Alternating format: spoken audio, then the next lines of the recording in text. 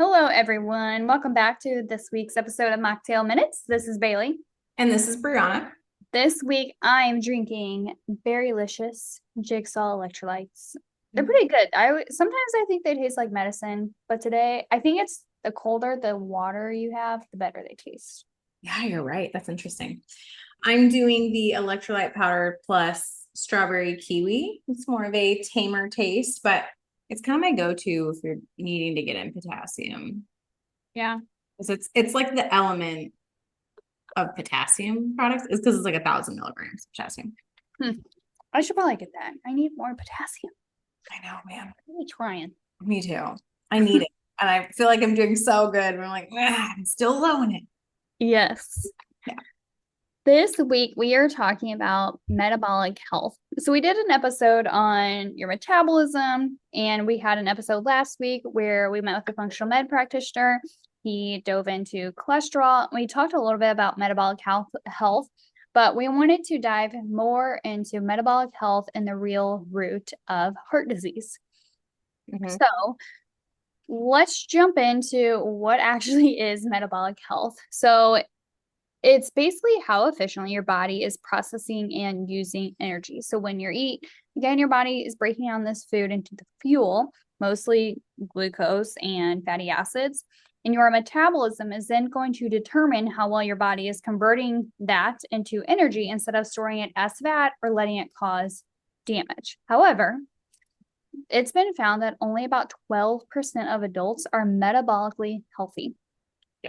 So this means 88% of people have some level of insulin resistance, high blood sugar, high triglycerides, or poor lipid markers, and metabolic dysfunction is a major driver of heart disease, way beyond just like cholesterol. And we talked all about that last episode. Yeah. And, we'll kind of, the 5 markers of a good metabolic health are going to include like a fasting blood sugar, HbA1c, triglycerides, HDL, and then the waist to weight ratio, which I don't really feel like is talked about that much. But if you didn't listen to last week's episode, go back and listen because he actually gives some really good, like functional optimal ranges for what these numbers should be. Ideally, your fasting blood sugar should be under 90, maybe under 95, HbA1c like 5.4 to 5.5 or less. I mean, I'm totally fine with an HbA1c of less. Triglycerides optimally under 80. And then fasting insulin is another one of those, and that should be under 7, which, again, go listen to it because there's a lot of tests that you're probably not getting done. Like I will have people come in and like, oh yeah, I'm doing my blood work. Like everything was in good range, but like some of these aren't on there. Fasting insulin is almost never on there, or they're using just the standard lab ranges and maybe they're not optimal. So these are kind of things to like keep track of and follow trends because they're really going to be showing you the bigger picture of what your metabolic health looks like. And even HDL, Dylan had mentioned last week, kind of we want it above 60. And then the last one that you had mentioned is the waist to height ratio. So we want that less than 0.5, and basically just meaning your waist should be less than half of your height when we are measuring that. So those are your 5 markers of metabolic health. Now, the connection between poor metabolic health and your heart. So again, it's not the cholesterol that's the problem. It's the high blood sugar, the inflammation, the insulin resistance. So when just thinking about insulin resistance and cholesterol, when your cells stop responding to insulin, your body compensates by making more insulin. So this increases fat storage, inflammation, and high blood pressure. Insulin resistance also raises triglycerides and lowers HDL. We don't want that. And small, dense LDL particles are more likely to oxidize and cause our arterial damage. And guess what? Insulin resistance makes LDL smaller and denser. This is why, blood sugar balancing is going to be foundation for literally everything. Oh yeah. And it's like the hill I'll die on. And it's funny because, I talk about blood sugar balance pretty much with everyone, even if they didn't come in with like blood sugar issues or anything like that. And they always ask me like, no, like, I think my blood sugar is good. I don't know if I need to focus on that. And I tell them like taking care of your blood sugar is going to help make sure that all these other things stay in line. So really when we're talking about, okay, let's have a healthful diet, the problem isn't carbs from like whole food sources, and it's not really from, fats from whole food sources. The biggest driving factor is going to be cutting back on your processed carbs and processed sugar, just because sugar and refined carbs, they spike insulin and they lead to fat storage. And so, your quality of your meal and the quality of your food and the portions of the things you're doing really do drive how your body is using and storing nutrients, which is very important. It's much more important than the caloric amount of your meal, right? Like, yeah, that matters, but also so does like the quality and portions of it. And so I think that's like a place I start with almost everyone is like, hey, let's just improve the quality of your food, because that's one of the most, there's a couple major things you could do, but we eat 3 to 4 times a day. So 3 to 4 times a day, you have a chance to kind of make a good choice for your metabolic health. Yes. And just how we mentioned again this last episode, think about your good, better, best situations. Like if you typically go to the gas station and you buy a donut every day, maybe not the best option. So instead of grabbing a donut, grab a breakfast pizza. I'd rather you grab that than a donut. That would be your good option. Better option, maybe you grab like Oiko's yogurt. Best option, you're making some eggs, having some berries on the side, and maybe a little avocado toast. I don't know. Yeah. But when we're talking about like cutting out or cutting back on processed carbs and sugar, we really just want you to dive into, okay, how can I just revamp? How can I elevate what I am currently doing? And I see it all the time. We are so hesitant to change what we are doing because healthy food doesn't taste good, or whatever your reasoning is. It's hard.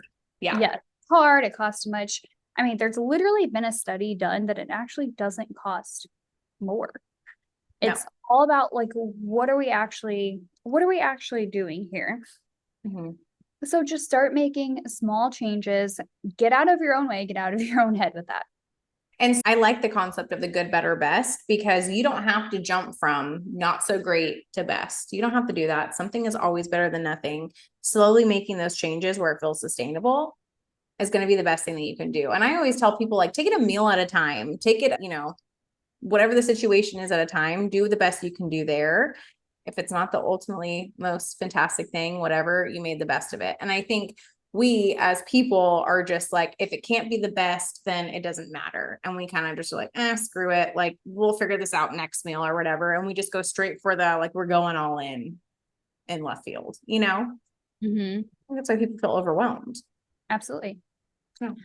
The next thing you can work on is strength training and just walking. So muscle is basically like a sponge for insulin. It's going to help soak up glucose and help keep your blood sugar levels stable. So you want to strength train 2 to 4 times a week. And then you can also just walk, especially walking after meals. That's going to improve your insulin sensitivity, but just walking throughout the day, move your body all throughout the day. Yeah. If you're going to the gym for 1 hour, great, but I still want you walking throughout the day. I still want you moving other parts of the day. And I really like, when people are stressed out about, okay, I can't do a 30-minute walk a day, or, starting a movement routine is really overwhelming. I really like to do like the biggest bang for your buck. And that's walking after meals, because you're really going to help your body utilize that glucose. You're going to feel more energized. And we used to say it's like, you need a 15 to 20-minute walk, but like newer research says 2 to 5 minutes is still beneficial. So if you can walk 5 minutes after every meal, that's 15 minutes of movement a day. And I feel like it feels a little less overwhelming to people to break it up in those segments than a whole, 30 minutes, 15 minutes a day. But yes, move your body. We're very sedentary. I think that's another issue, is our quality of food has gone down, but also we just don't move. Yeah, I could do everything from sitting, really, if I wanted to, Really could. The next thing, you could try intermittent fasting. With that being said, I'm not talking like 18-hour fast here. Yeah.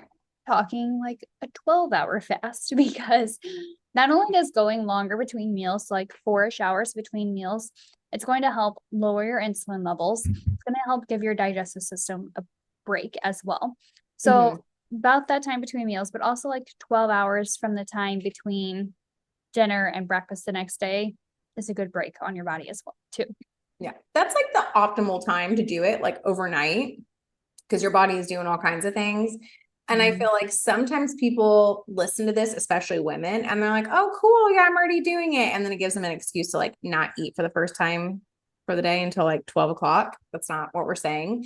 So if you ate breakfast at 7 p.m., if you ate dinner at 7 p.m., you're having breakfast at 7 a.m., like that sort of thing. That could be really helpful to increase your insulin sensitivity.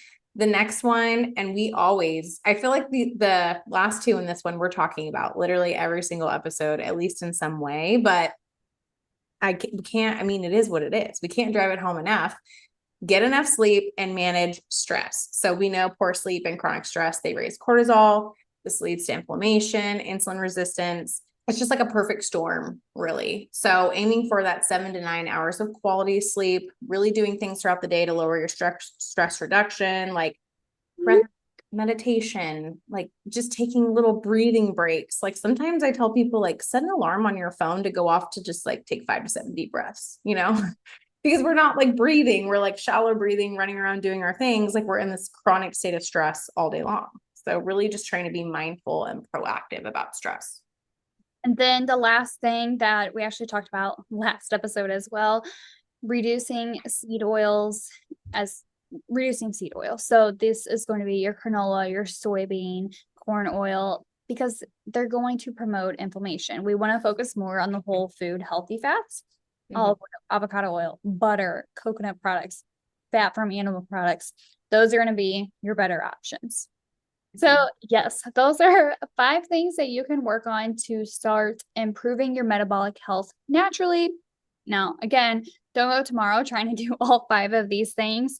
Just pick one part to focus on for a month. See how you feel with it. It's just changing the small things at a time. And when we talk about the seed oils or the processed foods, also know that we do have these foods in our house. I mean, I'll speak for myself. I don't know about Brianna. Yeah, I do. I have them. But it's not making up a majority of Right. what's in our pantry or in our fridge, what we're doing every day. So it just takes slow swaps, seeing what you do most often. That's what's going to matter. I don't care about your one-off Oreo. Right, exactly. And just understanding that metabolic health is the foundation to your heart health, weight maintenance, longevity, etc. So really starting to think about things overall in the big picture instead of just, how much do I weigh, or, how many calories am I eating? Like really thinking deeper. How can I help my overall metabolic health? Because if you really focus on your metabolic health, everything else follows. Yes. Well, thank you everyone for listening to this week's episode. We will be back next week with a brand new topic. We will talk to you then. Bye. Bye.